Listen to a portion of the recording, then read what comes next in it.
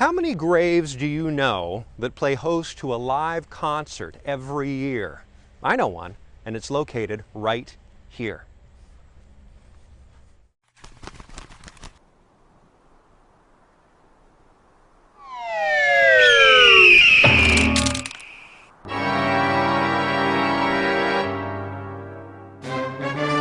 Hi, I'm Aaron Killian, and welcome back to Dead, White, and Blue, the YouTube series that takes a look at the final chapters and final resting places of famous dead Americans. Today, we continue our exploration of Washington, D.C.'s Congressional Cemetery with a special look at John Philip Sousa, America's March King. Now, let's find out more about Sousa's life before death.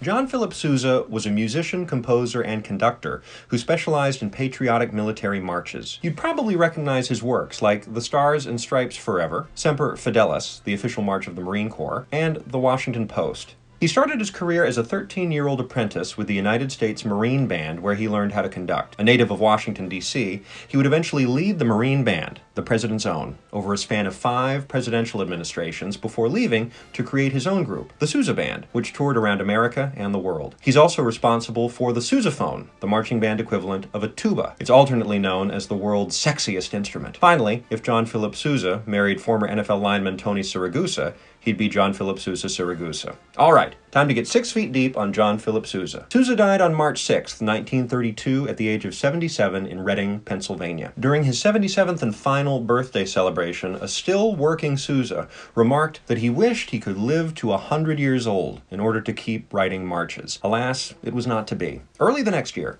Sousa was serving as a guest conductor for the 80th anniversary celebration of Reading, Pennsylvania's Ringgold Band, not far away from his home in Sands Point, New York. On the evening of March 5, 1932, after a rehearsal with the band, Sousa complained of a cold but still attended a pre-performance banquet where he gave a speech and signed autographs. That night, he returned to his 14th floor room at the local Abraham Lincoln Hotel and talked with a musical colleague before going to bed around 12:30 a.m. Around 1 a.m., Sousa's personal secretary, Lillian Finnegan, who was staying in the room next door, heard Sousa begin to cough severely. She immediately grew concerned and knocked at his door. When she received no reply, she alerted the hotel, and a physician was called. Sousa was discovered at 1:30 a.m., having passed away suddenly from heart failure. Considering that he had worked up until his very last day, his death was strangely fitting, given that the man himself had once remarked, "When you hear of Sousa retiring, you will hear of Sousa dead." The last piece he ever conducted?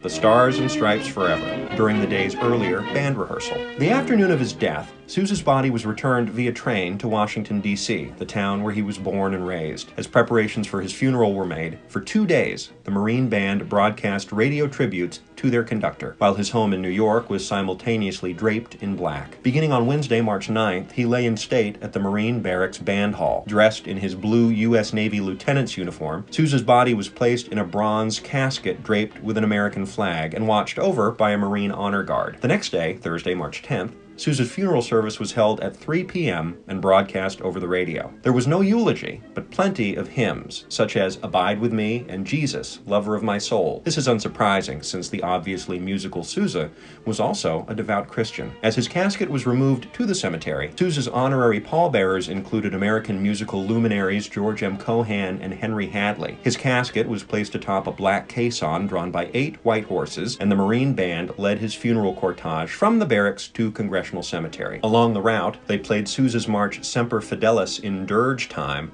through streets crowded by thousands of mourners. Once at the cemetery, Sousa was laid to rest with prayer, Masonic rites, a Navy firing squad, and finally the playing of taps. At the time of his death, one newspaper eloquently wrote that, quote, "John Philip Sousa laid down his baton today, and the blare of brass faded forever from his ears." In honor of his passing, both houses of Congress paused to pay tribute, and President Herbert Hoover sent a White House delegation to his funeral. The later honorariums and memorials for Sousa would span time and subject. In 1976, Sousa was posthumously inducted into the Hall of Fame for Great Americans. Countless scholarships, awards, schools, and bands bear his name. The Marine Band Hall that hosted his funeral was renamed in his honor, as was a nearby D.C. bridge that spans Pennsylvania Avenue to Anacostia, as well as a World War II Liberty ship. In 1987, his signature composition, The Stars and Stripes Forever, was named the National March of the United States of America. Sousa left behind 3 children and a lineage that includes a great-grandson still alive and named in his honor, John Philip Sousa IV. He died an accomplished, respected, and revered musician, composer, and patriot. Also, I have an idea to create a Battle of the Bands competition where everyone is only allowed to play Sousa marches. It'll be called Sousa Palooza. Now let's see where he's buried. John Philip Sousa is buried in Section 4, Range 77, Site 163S. Let's go find him.